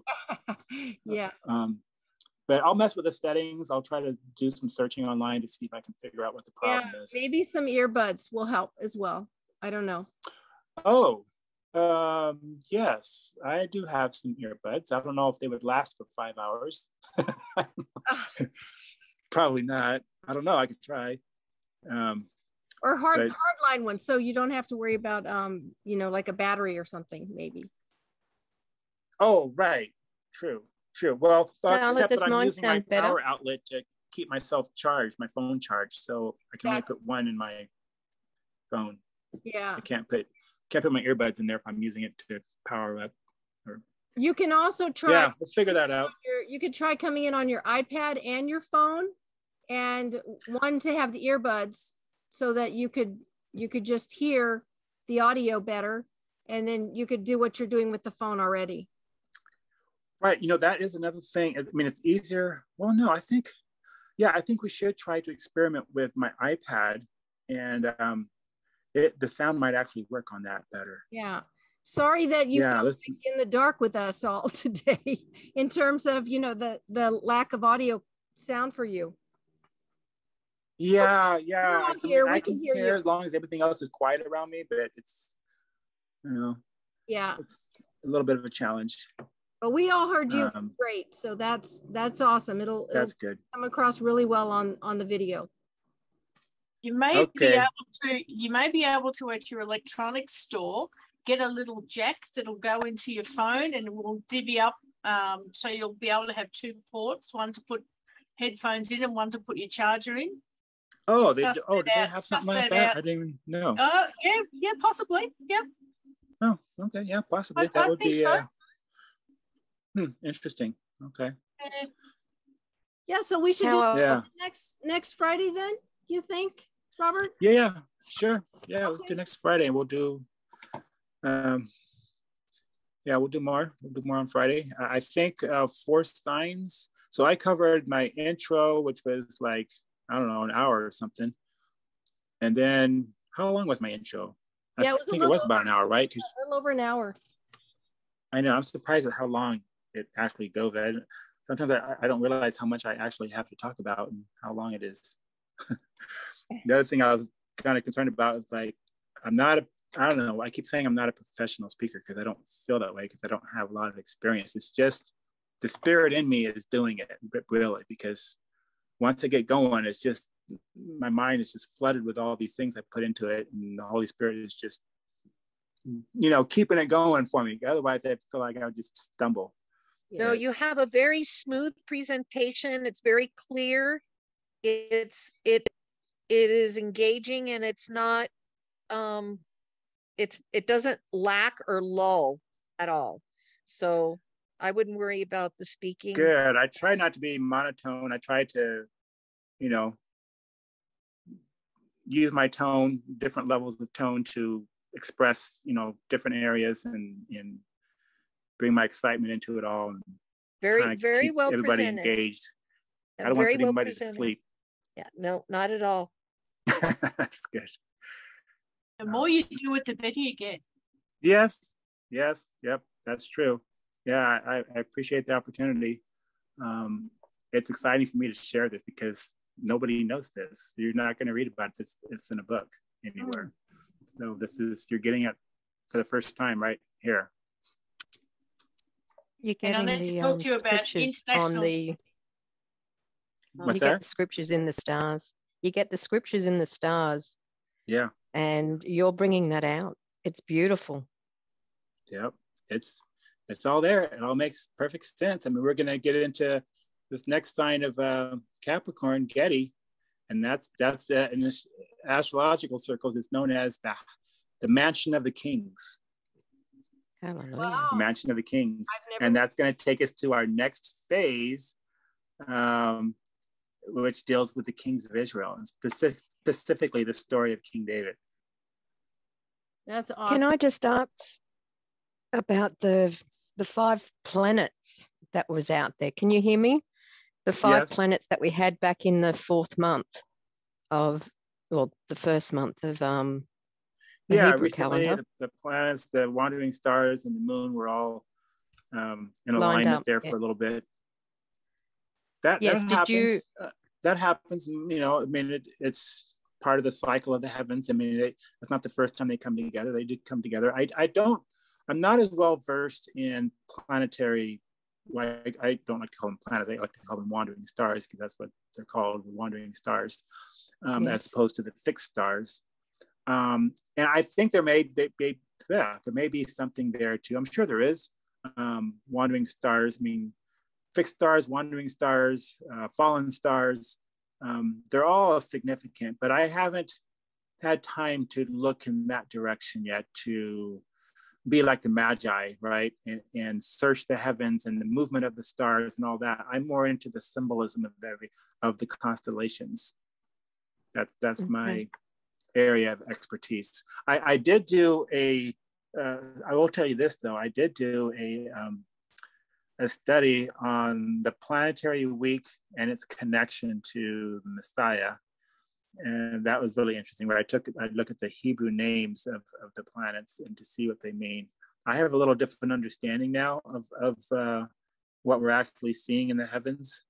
I don't think they're planets. I think they're wandering stars. I think they're stars, they're lights, they're luminaries. You don't see anything mentioned about planets per se in the scriptures or anything that's even translated as a planet. They're stars. They're all stars. I agree. He created the sun. Oh, you know what? I forgot to tell you guys this. I knew I was going to forget that. And the very first sign, so it all relates to Abraham and to that vision that he saw of his seed, right? Look now to the stars. If you can tell the number right, so shall your seed be, right? It's interesting that, so his seed is compared to the stars, and that this sign is represented by the sun, by the letter Kuf, right? So this sign relates to the sun and the moon, as in Revelation 12, this woman is clothed with the sun and the moon. And it also relates to the stars. Abraham's seed would become as the stars. But here's the thing. The sun, moon, and the stars were created. If Tishrei the first is the commemoration of the completion of the creation of the earth, of the world, and everything, right?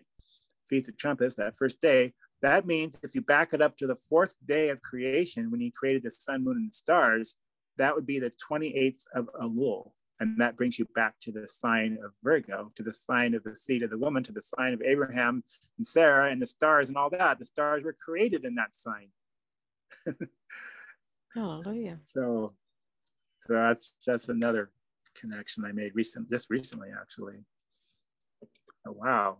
It's amazing how all these things just, I mean, once they had those letters, boy, they really keep you on track. You know where you're at. You just match those letters to these major milestones in Israel's history, and you'll start making these connections. That's your homework assignment. So you've got the, I don't know if you still have the letters. You'll have them on my website, and well, you can do some reading ahead too if you wanted to, or you can just wait for me to tell you. But But I'm excited to see what everyone else finds. If they find some other, especially those of you who study the Hebrew more than I do, you might see some other things. And look at this constellation chart too, and see, you know, if any other connections that you might think of, and bring it to class next time and share.